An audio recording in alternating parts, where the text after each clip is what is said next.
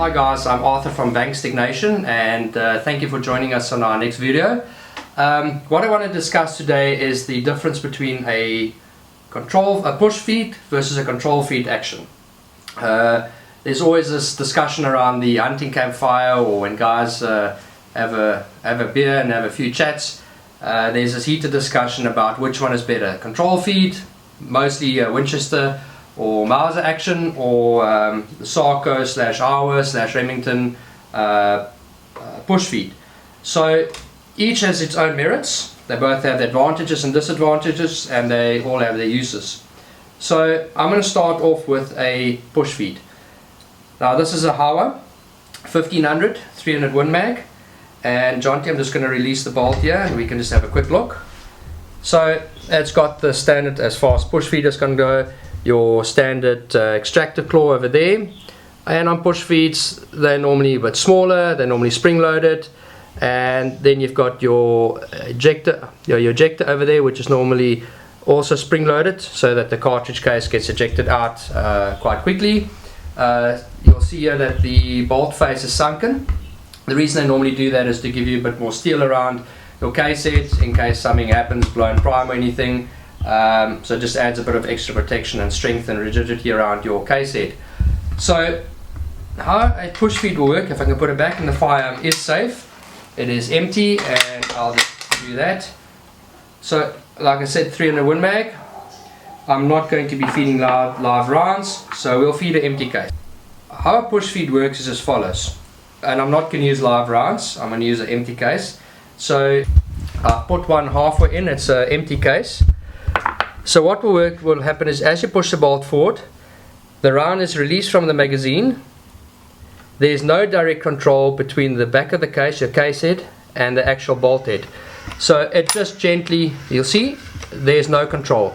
So it rams the case or the cartridge into your chamber, and the first time it actually engages with the actual round is when you cam the bolt. Only now when you extract it will the ejector will the extractor and the ejector then engage and release the case. As far as general hunting or shooting is concerned, that is perfectly acceptable. You're not facing any dangerous game that can charge you. Normally with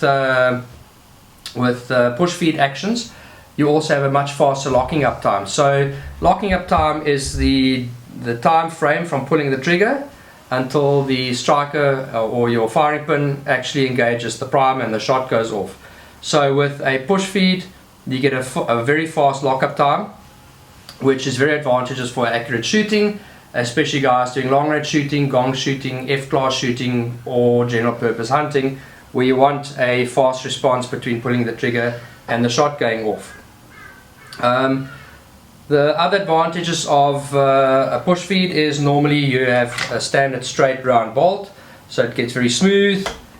There's no real fishtailing at the back of the bolt. It's a straightforward bolt, and like I say, it's very smooth to operate. So very simplistic to make, cheaper to make, and henceforth a lot of new manufacturers or current manufacturers like Howa or Sarco or Remington have opted for a bolt design of this type.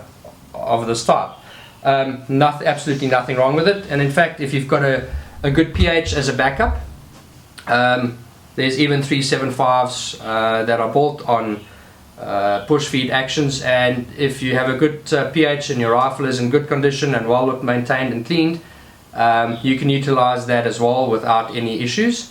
For the pH, I would say we need to look at the following. So taking the Howa push feed out the way, and we're going to look at a control feed action here. This is a 458 lot built by Sabi on a DWM K98 Mauser action. So with this, you're facing a much larger bullet or round, and again I'm going to be using an empty case.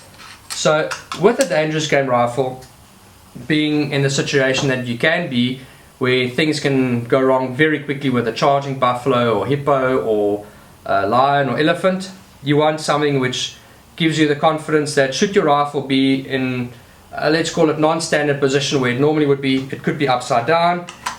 Once that round is engaged, nothing can happen. You can have it almost all the way out and the case will stay intact because it's in direct control of the action. So I'm going to remove the action so everybody can see quickly why this is, and excuse the pun, why this is the case. I'm just going to remove that case out the way. Like I said, this is a typical DWM Mauser action, similar to, or not dissimilar to, a Winchester Pre-64. So like you can see, you've got a massive extractor claw here, big surface area to grip the case, and if I put that in there, you can see it holds the case perfectly in place and it cannot fall. Also, this is not a spring-loaded ejector. You've got a mechanical ejector in place which will engage the case coming through this ridge that's cut into one of your locking lugs, and once it engages the case, it will then engage and knock it out of position and out of your ejection port. So the disadvantages of the original 98 style Mauser action, or K98 Mauser actions: you have some fishtailing at the back. It doesn't mean it's broken, it's just the way that the action was designed. The next disadvantage of your original push or control feed actions is you've got a much longer locking up time. So again, from the time you pull the trigger until the firing pin engages your primer, that time is normally longer than push feed action. They are normally not as smooth as a push feed because of all the additional material involved. It's not a perfectly round cylinder that you're putting forcing forward. You've got the extractor claw sitting at the back here that is adding to a not so smooth operation. So what I'm going to try and do is just show you guys how it feeds and ejects. So there we go, empty case into the chamber, camming, and it'll extract until it reaches a mechanical ejector, which will then pull the case out. With this, the faster you pull the action backwards, or the bolt backwards, the harder the case will eject. Unlike a push feed, which is spring loaded, it's an actual spring and a little plunger that forces the empty case out. Another disadvantage of the K98 style or control feed action, for that matter, is when it comes to competition shooting, it's not very good for this specific type of action to feed rounds individually into the chamber or into the magazine and try and push them forward. It is it could damage your extractor claw if you feed it like that. Whereas on a push feed, there's no issue or no damage to your bolt or to the firearm by manually feeding rounds into the chamber in case of an emergency, or for whatever reason you have to do that.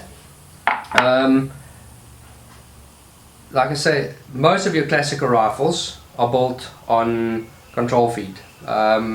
They are well built, they're well manufactured. A classical rifle, custom built or semi-custom built like this, does look better with a control feed action. It's sort of, I think, what people have become accustomed to over the years. Not to say that you can't build a custom rifle on a push feed, but I think the Winchester Pre-64 or the K98 Mauser, especially in a commercial action, has sort of become the standard for custom or semi-custom rifles to be built on. They normally have beautiful, elegant lines. And another thing, as far as dangerous games rifles are concerned, that I want to demonstrate, in Africa it gets hot. If you have a round which is already close to maximum pressure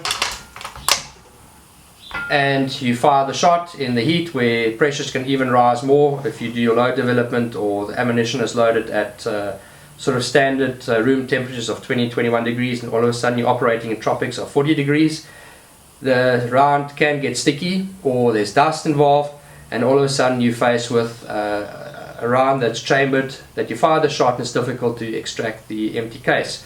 You've got a buffalo charging, and this is where a K98 or control feed action really comes into its own. You now have this massive extractor claw which is biting on the rim of the case, which allow you to extract it with confidence. Unfortunately, most of our push feed actions, like I showed you guys earlier, and I'm just going to show it again now. I'm just going to take this out. If you compare the two here, and I'm going to take the bolts out of both, you can see your extractor here it's much smaller and much smaller surface area compared to a control feed action. So when it does come to dangerous game rifles, especially for PHs doing backup on buffalo or elephant, where the situation can change and become dangerous very quickly, I would advise to go with a control feed versus a push feed.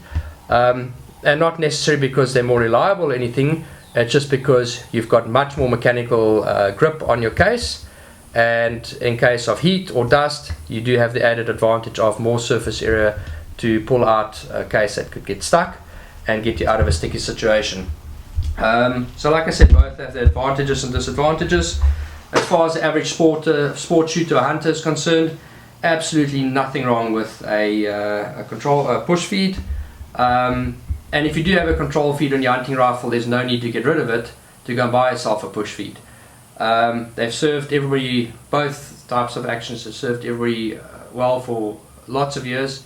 So look after your rifles, and before you purchase the next one, decide what it is that you want to use the rifle for and base your decision on the actual application.